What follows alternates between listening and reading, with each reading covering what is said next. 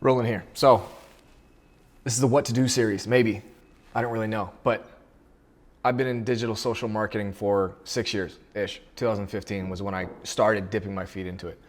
And a lot of the experience that we've had over the last 6 years, the experience that I've had over the last 6 years means that I've been able to have conversations with people in so many different sectors of business, from beauty to sports to personal trainers to restaurant to botany to gardening to real estate, like anything. Almost, I can't say that I've had experience in every single industry, but I've had a lot of experience, and my business is unique because I'm going in to each individual industry and seeing what the nuances are, seeing what the trends are, and it leads me to be able to see the trends of what people ask for. And having all of these different conversations, I've been able to kind of see like the common problems, the common questions, where people get hung up. And honestly, most of it is mindset, which isn't the answer that people want to hear. And I'm going to do more tactical, like this is specifically what you should be doing with Instagram. This is to even say you should be doing is wrong. You should be tasting and trying and testing and putting all these things out there. But I'm going to do more tactical stuff around like what can be done with Instagram, what can be done with Twitter, Pinterest, Facebook, SEO, website management, etc. But the key to all of it is mindset. The key to all of it is that a lot of people, 90% of consultations that I have turn into a therapy meeting like that, because we get into the deep core of the imposter syndrome, which is something I struggle with heavily. The self-doubt, the not believing in yourself, the saying no for the customer. So it's so easy for a team of business people or an entrepreneur, solo person to be able to come up with an idea that could be the thing.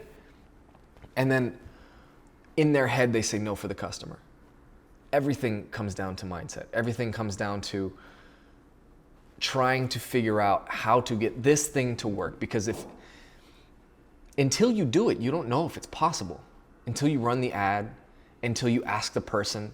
I've talked to some of the biggest business owners in San Diego, and their tactic when they were in hard times was to email every single person on their email list and ask for what they needed, and that was the thing that helped them break through to the other side, as cliche as that is. But they had to be in the place where they believed that what they were doing was important enough for them to have the motivation to ask. A lot of people aren't even asking.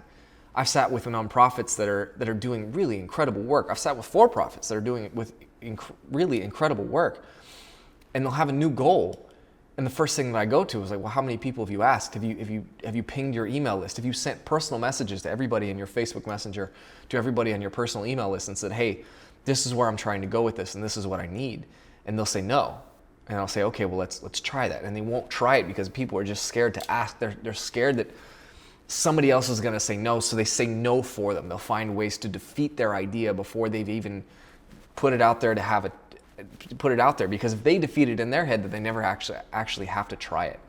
And I know I'm going really fast, and I know that a what to do episode shouldn't lie on just believing in yourself, but at the end of the day, if you believe it's possible here, then it's possible in the world. But if you don't believe it's possible up here, then it's never possible in the world, because you'll never try it. The thing that you never believe is possible will never be possible. And that part, it shakes me, because it's a matter of trying to figure out, like, I always thought that the external world was going to be the thing dictating what it was that I was going to get, but the external world reacts to the internal world in my head of what I give it.